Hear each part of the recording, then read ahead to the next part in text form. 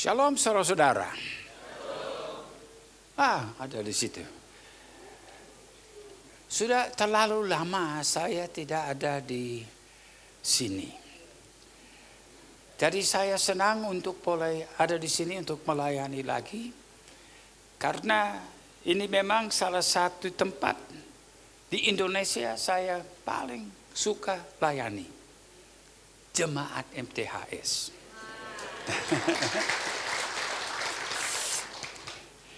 Dan sekarang kami tinggal di Australia dan kami hanya diizinkan untuk ada di Indonesia tiap tahun hanya 6 minggu. Ini karena beberapa peraturan pemerintahan Australia dan ada kaitan dengan beberapa faktor. Dan juga pada saat ini kami sedang di dalam perjalanan pindah dari Melbourne ke dekat kota Cairns di bagian utara Queensland, Australia. Kira-kira 3.000 kilometer dari rumah yang sekarang. Tempat itu memang indah sekali. Dan ikannya banyak. Hanya waktu mancing hanya hati-hati. Karena ada banyak buaya. Jadi itu membuat saya ingat dulu di sekolah Alkitab Tentena, Sulawesi Tengah. Sekitar tahun 76. Pada waktu itu selama seminggu sebelum sekolah Alkitab mau buka, hujan deras. Jadi pada waktu kami tiba di komplek itu, kami harus lewat gaya danau kecil di antara jalan raya sampai ke lokasi sekolah. Dan sekolah sudah buka, kelas-kelas sudah mulai. Baru tiba-tiba ada satu murid yang lambat tiba. Saya tanya, siapa namamu? Dia bilang, Ibrahim. Ibrahim siapa? Ya, Ibrahim buaya. Saya bilang, ya pantas kamu datang pada waktu banjir begini. Tapi di bagian Queensland, di bagian utara dari Queensland, 3.000 kilometer dari rumah sekarang, kami memindahkan Abba House dari Kayala sampai ke bagian Queensland. Karena Tuhan membuka banyak sekali pelayanan di antara orang-orang pribumi di sana, orang Aborigin. Dan ada 6 gereja yang minta dimentor yang kami sedang layani di sana. Jadi kami sedang dalam perpindahan dari selatan Australia kepada utara Australia. Dan juga dari situ terbang ke Indonesia hanya 4 jam. Jauh lebih dekat. Jadi lebih dekat kepada tanah air, puji Tuhan. Kampung halaman. Kenapa saya katakan kampung halaman? Saudara-saudara berpikir saya lahir di mana? Nah, ada yang berani jawab. Saya tidak lahir di Australia. Saya lahir di pulau-pulau di ujung Indonesia. Di Papua New Guinea. Orang berkata, tapi kamu putih. Saya bilang itu bukan salah saya memang keluar begini. Ja, de spelar mig. Picken ini belong New Guinea. You sabi this spela talk, you believe belong Jesus and be good pela friend all time. Itu bahasa ibu saya. Tempat kelahiran saya. Jadi kalau saya di sini, saya tidak pakai bahasa itu karena saya sudah tahu saudara tidak tahu bahasa itu. Tapi saya senang dengan bahasa itu. Jadi saya juga senang bahasa Inggris. Saya juga senang bahasa surga. Nanti kita di surga saya tidak tahu mau pakai bahasa apa. Itu urusan Tuhan. Nah, hari ini saya mau berbicara tentang komunitas yang sepakat dan kuasa pengampunan. Sebabnya saya gabungkan kedua topik ini adalah karena terlalu banyak kepahitan, kebencian, ketidakampunan yang membuat komunitas-komunitas tidak sepakat. Dan mau sepakat untuk apa? Karena ada komunitas sepakat untuk mencuri uang dari bank. Jadi perampok. Tapi tentu kita maksudkan komunitas yang sepakat di dalam hal yang baik, di dalam hal kerajaan surga, di dalam melakukan kebenaran firman, di dalam pemberitaan Injil. Tetapi yang menjadi penghalang untuk kita menjadi komunitas yang sepakat, yang bersatu, yang penuh dengan kasih Kristus adalah perpecahan-perpecahan di antara kita sebagai orang percaya. Jadi itu biasa karena cemburu, sakit hati, jadi banyak hal yang lain. Jadi sebentar kita membicarakan itu lebih jauh. Tetapi saya tidak tahu kalau kalian tahu kenapa ada hari merah besok. Karena hari Pentakosta. Itu salah satu sebabnya. Sebenarnya hari ini adalah hari Pentakosta. Justru tahun ini, tahun 2025, adalah persis 1995 tahun sejak hari Pentakosta pertama yang di dalam Kisah Para Rasul pasal 2. Jadi itu yang pertama pada tahun 30 Masehi. Sekarang kita pada tahun 2025 Masehi. Berarti sudah jalan 1995 tahun. 5 tahun lagi sudah genap 2000 tahun zaman Roh Kudus. Kalau dulu ada 2000 tahun untuk zaman Bapa dari Adam sampai Abraham. Ada 2000 tahun dari Abraham sampai kepada Yesus disalibkan. Dan sekarang 1995 tahun dari pencurahan Roh Kudus. Berarti mungkin kita sudah dekat dengan penutupan zaman. Tapi jangan-jangan ada sedikit kesalahan di dalam hitungan kalender atau apa.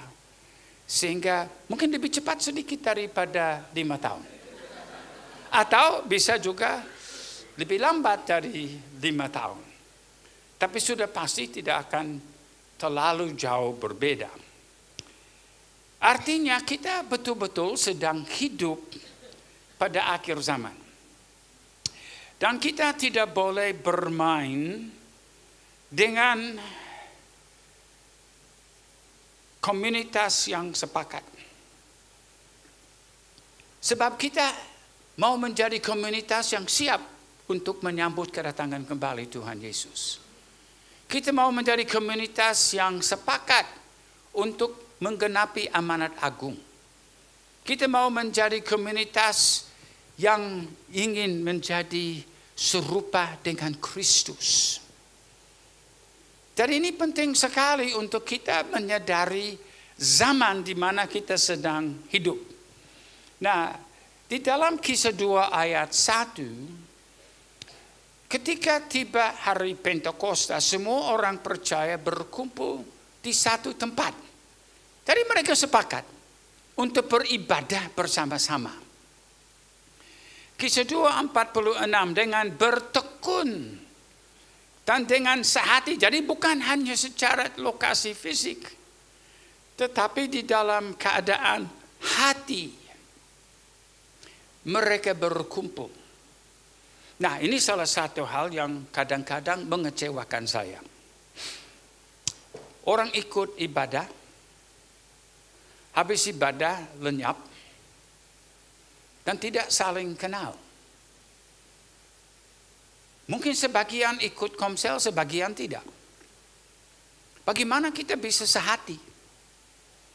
Jadi berkumpul di dalam suatu komunitas, misalnya di dalam komsel-komsel, untuk saling mengenal, paling sedikit mengenal sebagian dari jemaat. Memang sulit untuk kita kenal setiap orang. Waktunya tidak cukup. Nanti di surga baru kita kenal semua orang. Karena di sana selama-lamanya kita punya waktu. Tetapi kalau di sini, kita perlu membangun kesehatian, visi yang sama, kasih yang sama. Dan jangan ada kepahitan, kebencian atau yang lain yang menjadi penghalang untuk menjadi komunitas yang sehati, sejiwa, seroh. Kisah 4 ayat 32, adapun kumpulan orang yang telah percaya itu, mereka sehati dan sejiwa. Jadi untuk menjadi komunitas yang efektif, kita perlu ada persatuan. Nah, gereja mula-mula mereka mengikuti perintah Tuhan Yesus. Yohanes 13:34 sampai 35. Aku memberikan perintah baru kepada kamu, yaitu supaya kamu saling mengasihi. Sama seperti aku telah mengasihi kamu. Demikian pula kamu harus saling mengasihi. Dengan demikian semua orang akan tahu. Jadi kita melihat bukti, dan mungkin ini merupakan mukjizat terbesar. Banyak orang berkata, oh lahir baru itu mukjizat terbesar. Ya secara pribadi mungkin itu terbesar. Tetapi sebagai jemaat, sebagai satu komunitas yang berada di tengah-tengah dunia yang penuh dengan kegelapan, yang menjadi bukti kepada mereka adalah bahwa kita adalah komunitas yang hidup di dalam kasih, dan itu menjadi kasih yang nyata. Bukan komunitas yang bergigit-gigitan. Komunitas yang tidak mau bersekutu satu dengan yang lain. Sifat orang Kristen yang sejati adalah orang yang saling mengasihi, dan kita hidup di dalam persekutuan dan pergaulan. Itu sebabnya di dalam gereja tidak hanya dibuat ibadah raya, dibuat komsel, supaya kita bisa ada sejumlah orang di dalam jemaat yang kita saling kenal, yang kita saling doakan, saling menolong, supaya kita bisa membangun hidup bersama-sama di dalam Kristus. Jadi dengan demikian, semua orang akan tahu, karena akan nyata, bahwa kamu adalah murid-muridku, yaitu jikalau kamu saling mengasihi. Juga kita melihat bahwa doa Yesus untuk tujuan ini. Aku berdoa supaya mereka semua menjadi satu. Sama seperti engkau ya Bapa di dalam aku dan aku di dalam engkau, agar mereka juga di dalam kita supaya dunia percaya. Tetapi perusak komunitas dalam sejarah yang terutama ketidakpengampunan, kepahitan, kecemburuan, kebencian dan sebagainya.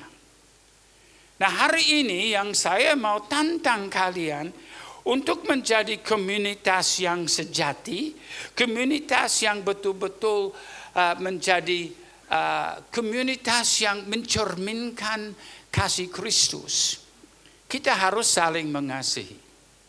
Dunia sudah terlalu biasa dengan orang yang bergigit-gigitan, orang yang saling memaki orang lain, dan kebencian dan perpecahan. Itu sebabnya di dalam dunia ada perang di Ukraina, ada perang di Timur Tengah, ada perang-perang di Afrika.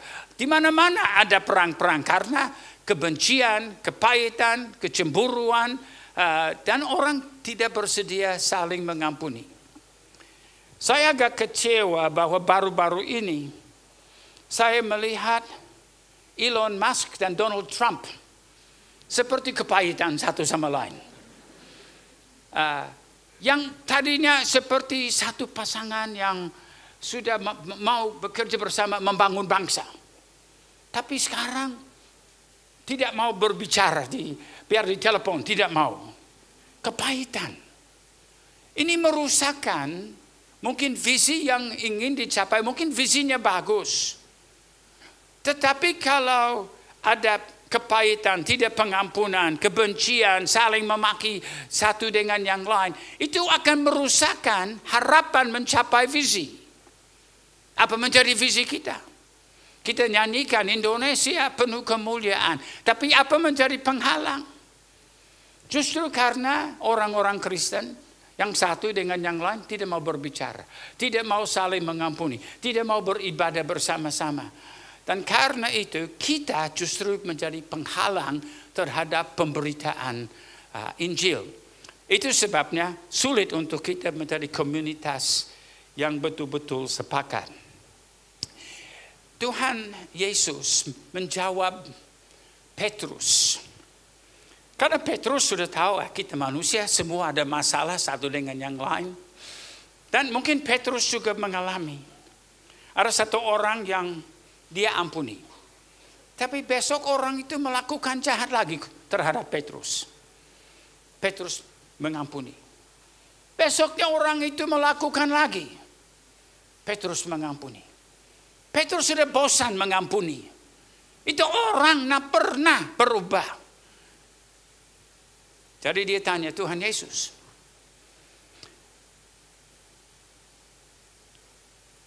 berapa banyak kali saya harus mengampuni orang? Sampai 7 kali kah? Yesus jawab, enggak.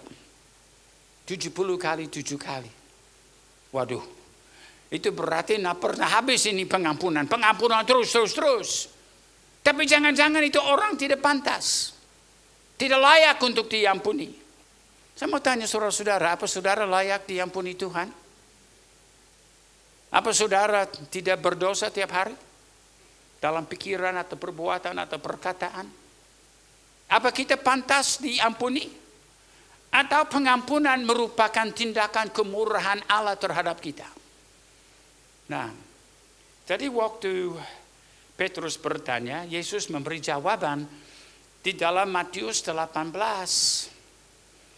ayat 23 sampai 35 keseluruhannya di situ. Tentang seorang yang berhutang 10.000 talenta. Nah, 10.000 talenta bukan 10.000 rupiah.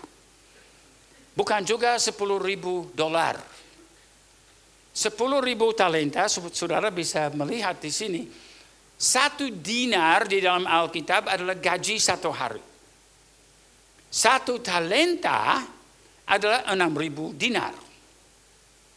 Jadi 10.000 talenta sama dengan 60 juta hari atau gaji selama 164.000 tahun. Dan raja sudah mengampuni hambanya yang berhutang 10.000 talenta. Artinya dia mengampuni dia dari hutang yang tidak pernah bisa dibayar. Dia tidak sanggup untuk membayar. Tapi raja mengampuni dia. Ini diberikan sebagai gambaran untuk kita bahwa tidak ada dari kita yang layak diampuni. Kita semua sudah berdosa dan ya itu seperti 164.000 tahun. Saudara mau bayar lunas, kerja 164.000. Siapa di sini bisa hidup 164.000? Tidak ada yang bisa. Artinya mustahil untuk kita bayar lunas hutang ini. Nah, tetapi raja itu, tergerak hati raja itu oleh belas kasihan akan hamba itu sehingga ia membebaskannya dan menghapuskan hutangnya. Wow. Hutang yang tak terbayarkan diampuni. Ini yang Yesus pakai sebenarnya untuk menjelaskan betapa besarnya hutang kita kepada Tuhan karena dosa kita. Mustahil dibayar lunas. Itu sebabnya keselamatan adalah karena kasih karunia. Kasih Allah begitu besar.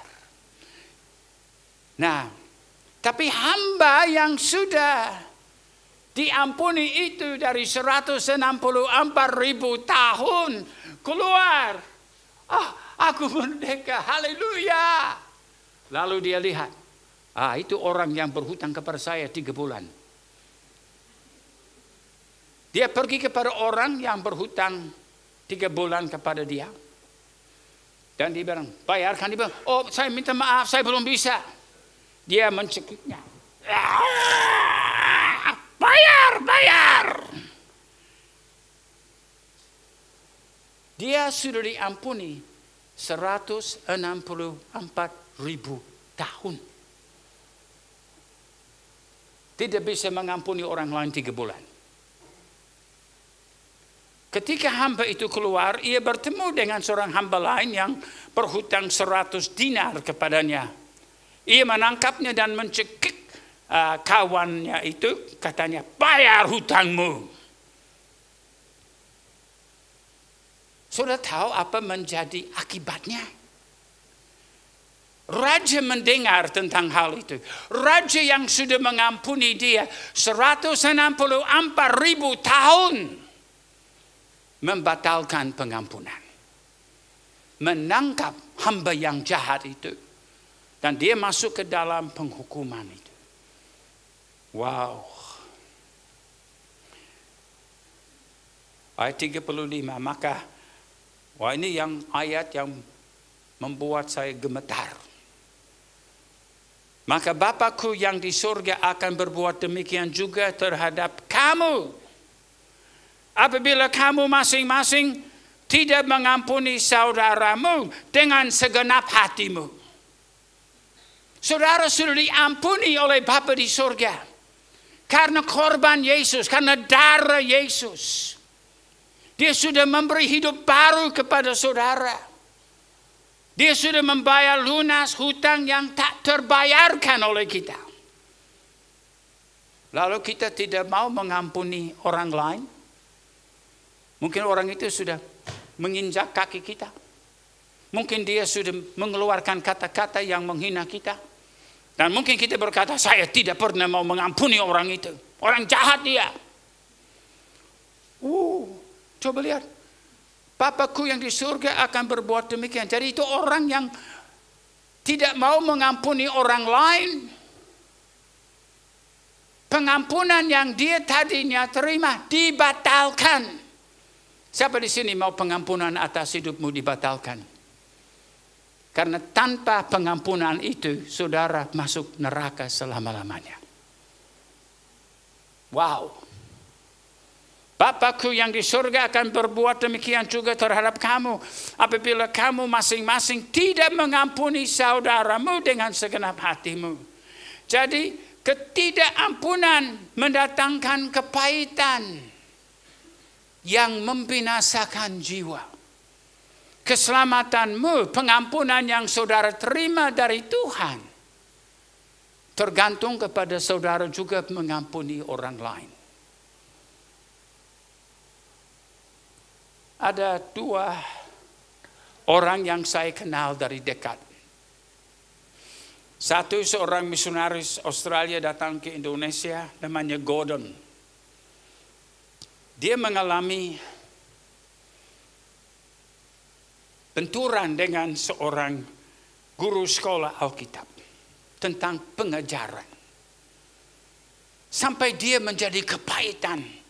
Karena apa yang dia mau ajarkan sebenarnya itu soal kecil sekali.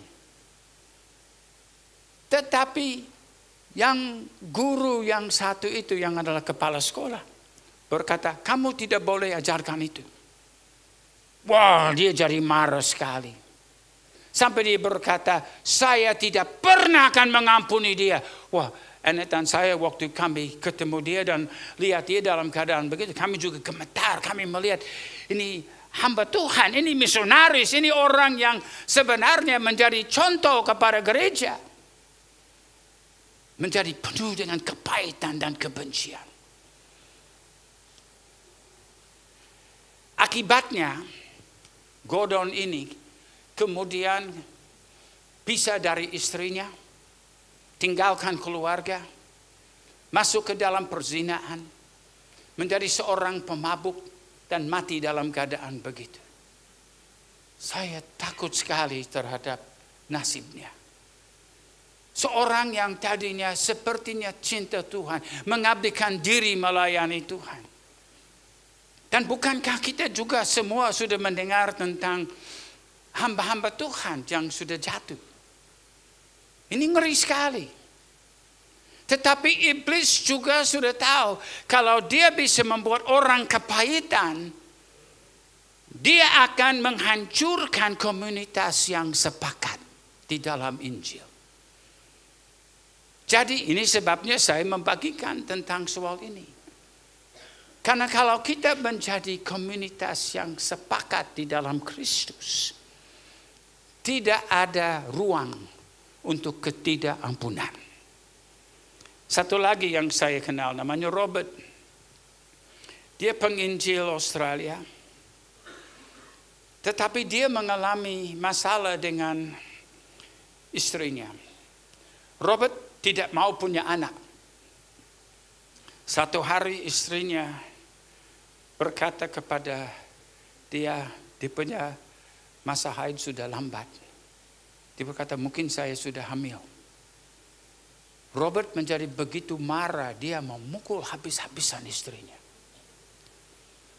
Itu dia lakukan di depan pendeta yang lain di Manado. Waduh, ini keadaan yang malang. Kemudian istrinya Robert tinggalkan dia. Sampai Robert mengeluarkan kata-kata, Tuhan harus minta maaf kepada saya karena kasih saya istri yang seperti itu. Waduh, kepahitannya. Seharusnya menjadi contoh kepada jemaat tentang kuasa Injil dan kuasa komunitas yang sepakat di dalam salib Kristus. Tapi justru dia mengizinkan soal seperti itu menghancurkan pelayanannya dan kesaksiannya. Bahkan seperti yang kita lihat, pengampunan yang mungkin dia sudah terima dari Tuhan dibatalkan. Dua contoh yang lain yang saya mau berikan ini dari Australia. Satu namanya Mike di kota Shepparton di Victoria. Tempat yang kami tinggal di situ sekarang. Saya melayani di situ tentang pengampunan. Dan di akhir ibadah, dia datang ketemu saya menangis. Saya berkata, ada apa Mike? Dia berkata, saya sudah 35 tahun terpisah dari anak saya. Terjadi satu perselisihan dan 35 tahun saya tidak pernah ketemu, tidak pernah berbicara lagi dengan dia. Tapi saya sadar ada kepahitan dan kebencian di dalam hati saya. Dan saya tidak mau keselamatan saya hilang. Saya mau memulihkan keadaan dengan anak saya. Saya mau minta anak saya mengampuni saya. Anaknya tinggal 200 km dari Shepparton.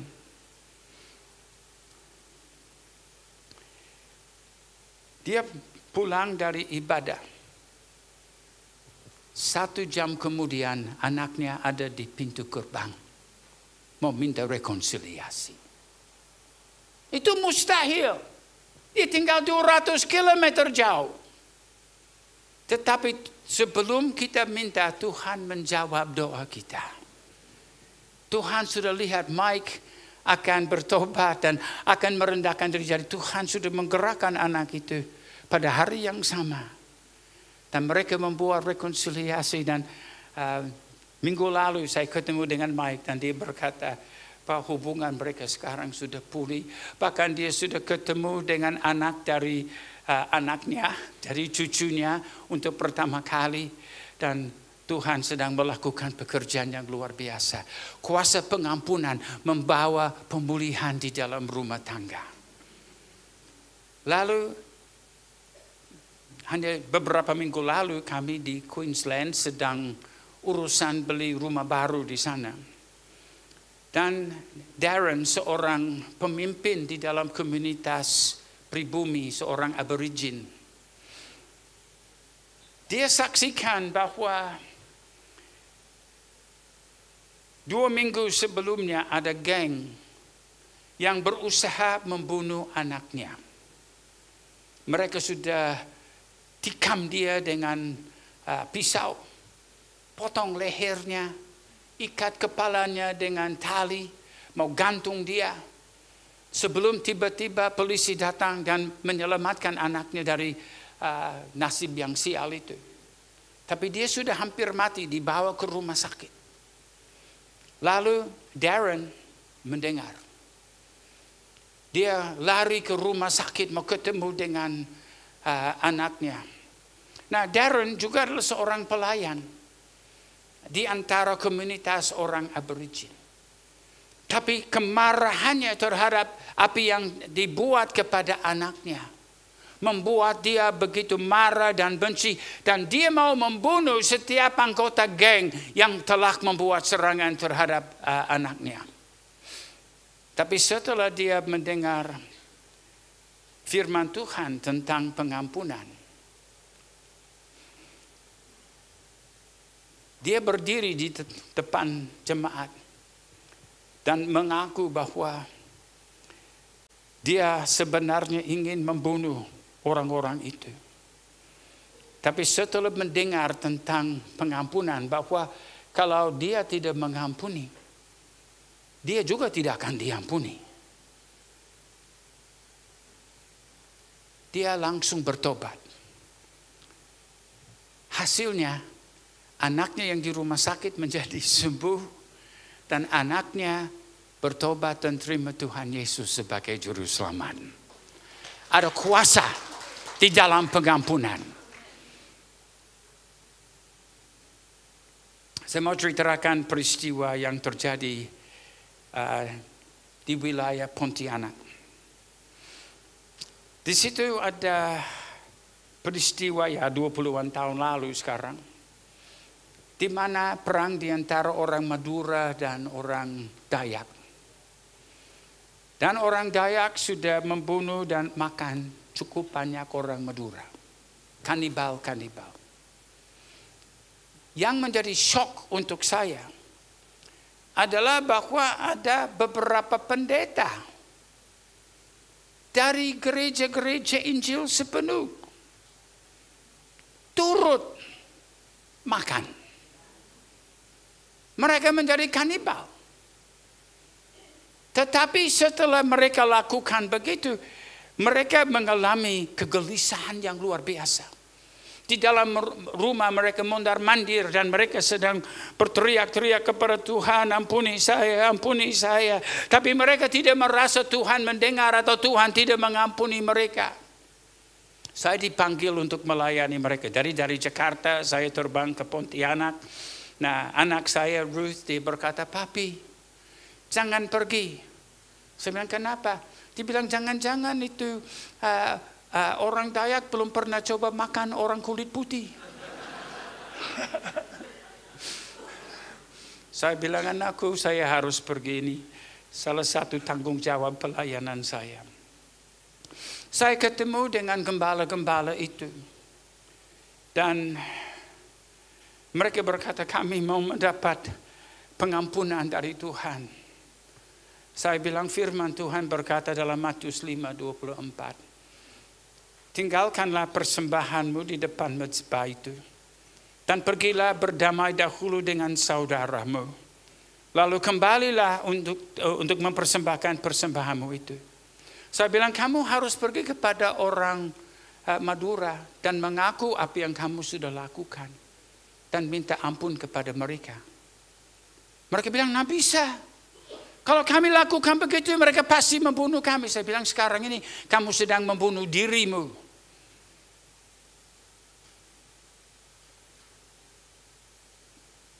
Beberapa bulan kemudian, di Wisma Kinasi kami ada retreat. Ada dari Abelav yang urus itu, tapi ada dari gereja-gereja lain yang ikut hamba Tuhan yang ikut. Mungkin ada sampai 200 orang yang sudah ikut.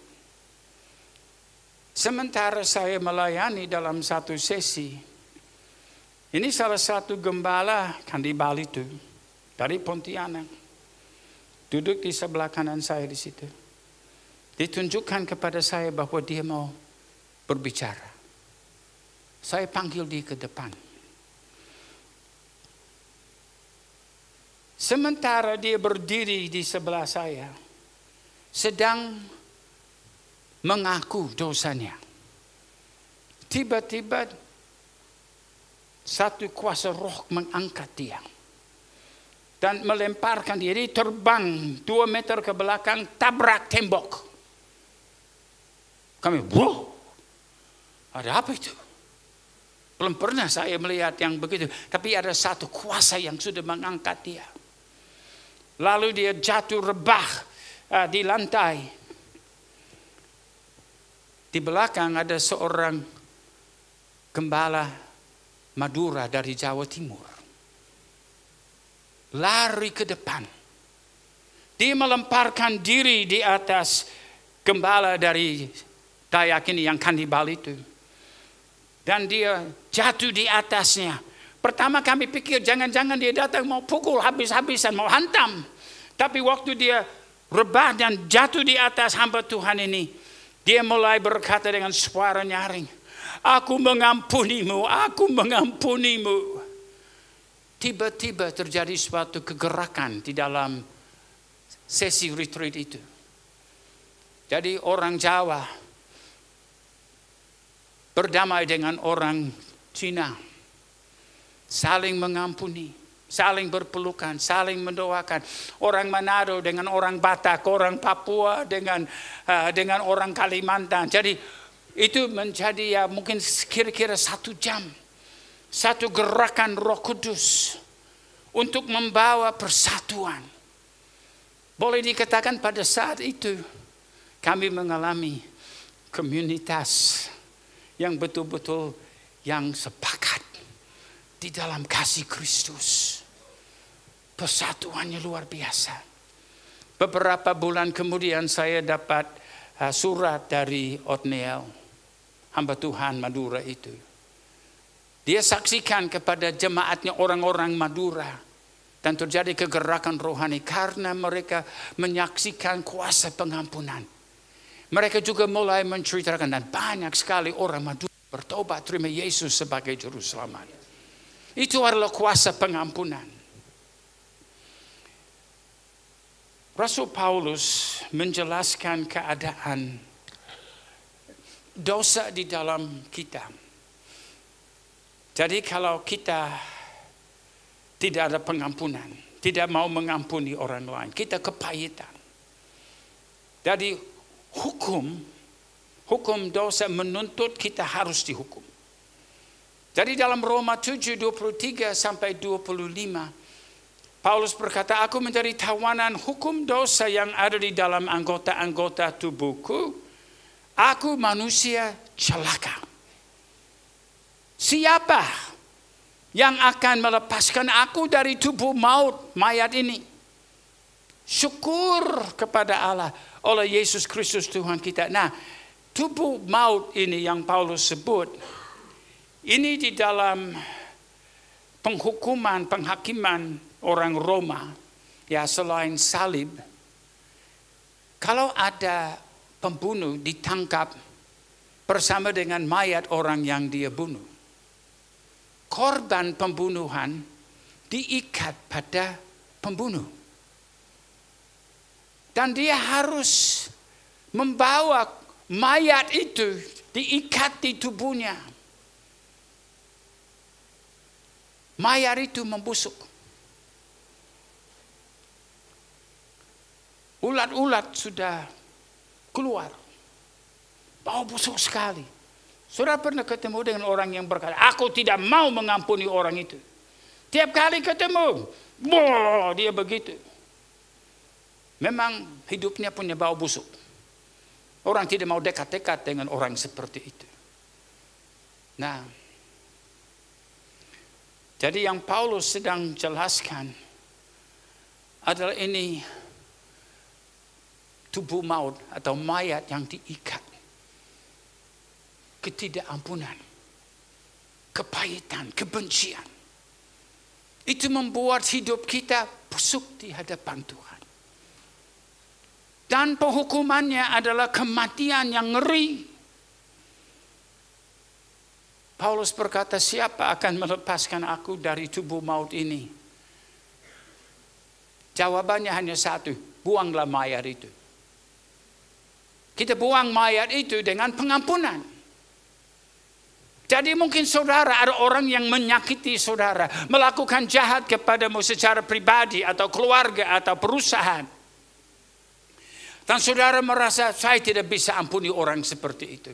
Tapi ingat, Tuhan Yesus sudah mengampuni saudara.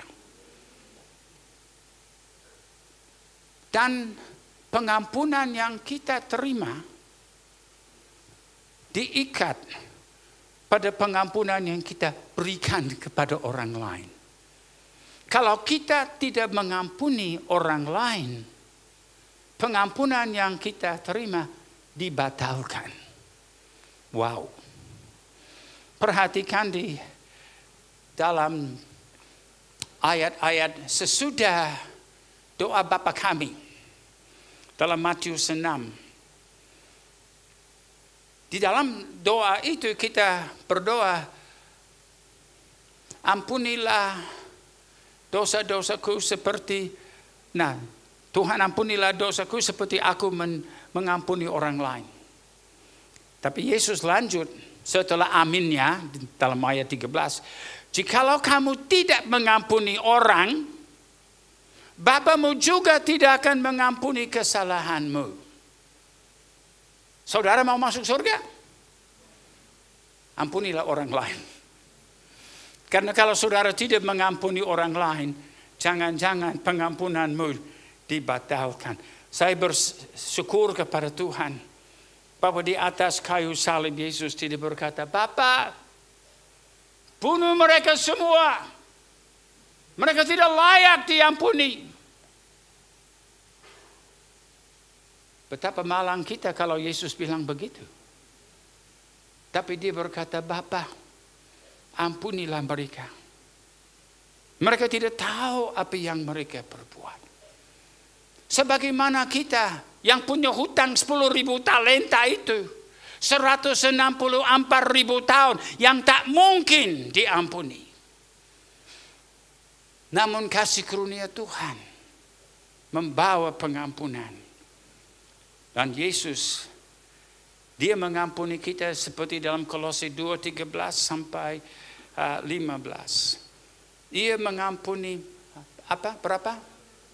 Segala pelanggaran. Jangan sampai saudara berkata, oh dosaku terlalu banyak, Tuhan tidak mungkin mengampuni saya. Ia mengampuni segala pelanggaran. Hari ini saudara bisa pulang bersih. Tuhan bisa membersihkan hidupmu, tubuh, jiwa, roh. Pengampunannya tak terbatas. Tetapi terikat pada kita memberi pengampunan kepada yang lain. Ini adalah resep untuk memiliki komunitas yang sepakat. Komunitas yang sepakat tidak boleh ada kebencian, kepahitan, kecemburuan dan sebagainya. Ada mujizat-mujizat yang terjadi waktu pengampunan diberikan. Ada 3 ibu yang masuk penjara di Indramayu. Dr. Rebecca, Ibu Eti, Ibu Ratna. Waktu mereka dipenjarakan, anaknya Ibu Ratna berkata, Mami, kapan Mami pulang? Tapi Ratna tidak akan pulang. Dia akan masuk penjara selama 3 tahun. Bagaimana perasaanmu bila saudara atau istrimu atau suamimu atau anakmu dibuang ke penjara dan dipisahkan dari anak-anak dan suami? Pertama kali Anet dan saya masuk ke dalam penjara itu, berkunjung kepada mereka, saya dipukul oleh pengawal dan penjaga di situ.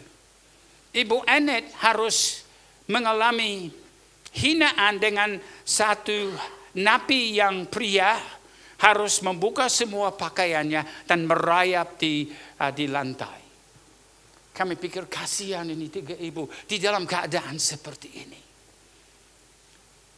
Tetapi ketiga ibu itu melakukan mujizat ajaib. Mereka memberi pengampunan. kepada orang-orang yang telah menjadi saksi dusta kepada mereka. Dan apa menjadi hasilnya? 96 nabi yang lain di dalam penjara bertobat dan terima Tuhan Yesus. Hari terakhir mereka di dalam penjara itu, semua nabi wanita kumpul di sel di mana ketiga ibu itu ada. Sepanjang malam mereka menyembah, memuji Tuhan. Kuasa Tuhan bekerja dengan ajaib. Mereka telah mengubah keadaan penjara dari tempat siksaan menjadi tempat di mana surga turun dan ada di tengah-tengah. Ini yang kita harapkan dengan komunitas-komunitas yang sepakat mengalami hadirat Yesus, mengalami jiwa-jiwa yang bertobat terima Tuhan Yesus, melihat rumah tangga dipulihkan. Anet dan saya dulu 8 tahun tinggal di Sulawesi Tengah, di wilayah Poso. Di sana rumah kami juga dibakar habis. Dan pada Oktober 29 tahun 2005, ada 4 pemudi diserang dan itu 3 kilometer selatan dari Poso. 3 dari pemudi itu dipenggal kepalanya, yang 1 luput. Saya harus melayani orang tua mereka. Ini adalah 4 ibu dari 4 anak itu. Tapi 3 yang adalah ibu dari ketiga yang dipenggal kepalanya. Mereka berkata kepada saya, Pak Jeff, kami mengampuni pembunuh-pembunuh sadis itu. Saya bilang, bagaimana kamu bisa mengampuni orang yang lakukan itu kepada anak-anakmu? Mereka bilang, karena kami tidak mau di neraka bersama dengan mereka selama-lamanya. Karena Tuhan Yesus ajarkan kita untuk ampuni orang lain seperti Tuhan sudah mengampuni kita. Kita mau di surga bersama-sama dengan anak-anak kami. Jadi mereka muncul di acara Metro TV. Dan di dalam nama Yesus mereka memberi pengampunan. Luar biasa. Itu sesuatu dahsyat. Tapi Tuhan di surga mendengar. Apa terjadi? Roh Kudus dicurahkan atas 3 anak. Mereka diurapi di wilayah itu. Satu namanya Tini, berumur 12 tahun, diberi karunia nubuatan. Membawa suatu gerakan kekudusan. Orang takut-takut dekat dengan Tini karena dia membongkar dosa-dosa. Dan orang yang punya banyak dosa menghindar karena tidak mau ketahuan. Yang kedua adalah Moko. Seorang pria muda umur 9 tahun membuat penginjilan. Luar biasa. Sampai 50.000 jiwa datang berkumpul mendengar seorang anak berumur 9 tahun memberitakan Injil. Ribuan jiwa bertobat. Dan Selvin berumur 10 tahun. Tuhan beri dia karunia kesembuhan. Baru-baru ini dia mengikuti pelayanan kedarologi yang kami lakukan. Dan dia tetap hidup untuk Tuhan Yesus. Tapi di dalam rumahnya, Anet dan saya melihat dari lantai sampai ke atap. Penuh dengan kursi-kursi roda yang dilipat. Yang ditinggalkan oleh orang yang lumpuh. Yang disembuhkan, tidak lagi perlu kursi rodanya. 3 anak dibunuh, tapi Tuhan balas dengan 3 anak yang diurapi Tuhan. Dan mujizat-mujizat Tuhan terjadi.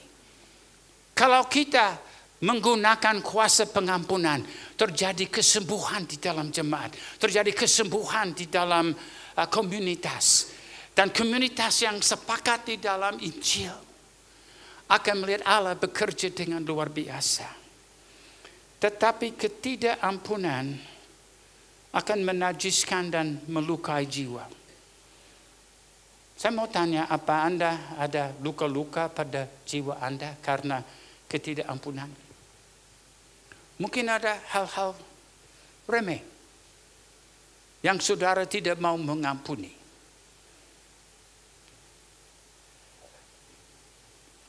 Mungkin saudara tidak mengalami seberat dengan beberapa contoh yang saya berikan. Tapi untuk hal yang remeh, apa saudara mau masuk neraka? Apa saudara mau menjadi orang yang menajiskan komunitas yang seharusnya sepakat di dalam kasih Kristus? Kalau kita sadar, kuasa pengampunan adalah satu kuasa yang adalah obat untuk menyembuhkan komunitas-komunitas kita. Supaya kuasa Injil dapat bekerja. Ada seorang pemudi, Yulci Dailangi, di Halmahera Utara. Dia mengalami waktu kerusuhan di sana. Dia mengalami satu ledakan yang membuat wajahnya mencair ke dalam dadanya. Mulutnya di dalam dada. Jelek sekali. Umur 11 tahun. Dia bersembunyi di bawah meja-meja. Banyak orang, anak-anak mereka berteriak-teriak dengan kata-kata kasar terhadap dia. Orang tua di situ menganggap lebih baik dia mati saja daripada hidup begini. Tim kami menemukan dia dan dibawa ke Amerika. Ini dalam keadaan yang luar biasa. Dibawa ke dalam suatu burn center di Los Angeles. Dan dokter-dokter di sana, biayanya di atas $1 juta. Kami juga sebagai yayasan tidak akan mungkin bayar. Kami juga mengalami pengampunan dari mereka karena ini tim dokter orang-orang Yahudi. Memberi pengampunan dan kami tidak harus bayar 1 sen. Kuasa Tuhan yang luar biasa. Dan waktu Yulce kembali, dibawa kembali ke rumahnya di Halmahera Utara. Papanya yang sudah melihat 2 tahun sebelumnya dia berangkat. Dia berkata, anakku sudah kelihatan seperti monster. Tapi kembali cantik seperti permaisuri. Ini Yulce waktu kembali. Mujizat yang terjadi. Rumah tangga itu dipulihkan. Ini adalah keluarga orang tuanya dari Yulce. Nah, kuasa pengampunan melakukan di dalam jiwa apa yang ahli beda melakukan di kulit. Jadi ahli beda bisa menyembuhkan secara jasmani. Mereka bisa melakukan hal yang ajaib. Mereka juga bisa memberi pengampunan dari hutang yang harus dibayar. Tapi Tuhan Yesus bukan hanya dari kulit, tapi dari tubuh, jiwa, dan roh. Dia membawa kesembuhan, dia membawa pengampunan, dia membersihkan. Seperti tadi saya katakan, hari ini saudara bisa pulang bersih. Karena pengampunan dari Tuhan Yesus. Dan daripada saudara menjadi duri di dalam komsel. Mungkin ada di sini begitu. Saudara bisa menjadi obat yang membawa mujizat kesembuhan. Sehingga kegelapan diusir dan terang menyala. Jadi dokter bisa lakukan di luar, tapi Yesus dia menyembuhkan semua luka yang di dalam hati. Kalau kita belajar pengampunan, kita akan menjadi obat untuk membuat komunitas yang sepakat bercahaya dengan kasih Kristus dan membawa banyak jiwa untuk percaya kepada Yesus. Mari kita tunduk kepala. Kita datang di hadapan Tuhan yang Maha Kuasa. Kita sudah tahu bahwa kita ini adalah orang-orang berdosa. Kita sudah tahu bahwa kita adalah orang yang memang betul-betul tak layak untuk diampuni. Tapi Tuhan Yesus yang di atas kayu salib sudah dihina. Mereka meludahi dia, dicambuk, dipakukan di kayu salib.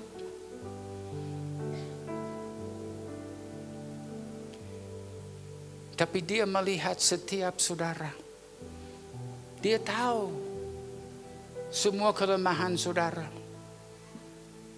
Dia sudah tahu semua dosa yang saudara lakukan. Dan dia melihat dari salib sepanjang sejarah. Dan dia merindukan supaya saudara mengalami pengampunan. Bapa, ampunilah mereka. Tuhan Yesus mau supaya saudara bersih. Supaya saudara hidup di dalam komunitas yang sepakat. Yang akan bercahaya dengan kemuliaan Allah. Dengan kasih Kristus. Supaya hidupmu berguna di atas bumi ini. Dan supaya saudara siap untuk menjemput Yesus waktu dia datang kembali. Dengarlah suara Tuhan, suara Roh Kudus di dalam hatimu. Kalau saudara ada sesuatu yang saudara tahu harus dibereskan. Saudara mau berurusan dengan Tuhan untuk mengatasi kepahitan, ketidakampunan, kecemburuan, dan sedemikian. Dan saudara tahu saudara harus berurusan dengan Tuhan. Supaya jangan saudara pulang dengan ketidakampunan di dalam hidupmu. Kalau saudara seperti itu, sementara setiap kepala tunduk, setiap mata tutup. Kalau itu saudara mau berkata, Pak Jeff tolong doakan saya mau diampuni. Angkat tanganmu, saya mau doakan. Ya, saya lihat. Silakan turunkan tangan. Tidak usah berdiri. Ya, saya lihat. Masih ada lagi. Bapa di surga, Engkau melihat anak-anakmu yang sudah mengangkat tangannya. Mereka sudah tahu bahwa hidup mereka mempunyai noda ini di dalam hidup mereka. Mereka tidak mau pengampunan yang Engkau berikan dibatalkan. Tapi Tuhan, mereka mau mengalami mujizat pengampunan. Supaya Engkau mengerjakan sesuatu ajaib di dalam rumah tangga, di dalam pribadi, di dalam tempat kerja, di dalam wilayah tinggal. Supaya Tuhan, mereka betul-betul menjadi bagian dari komunitas sepakat. Yang akan sanggup membawa Injil sampai ke ujung bumi. Terima kasih Tuhan.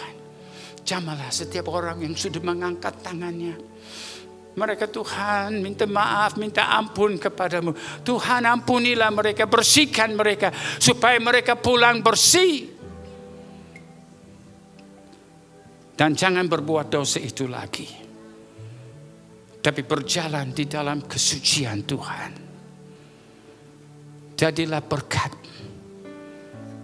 Karena kuasa Injil.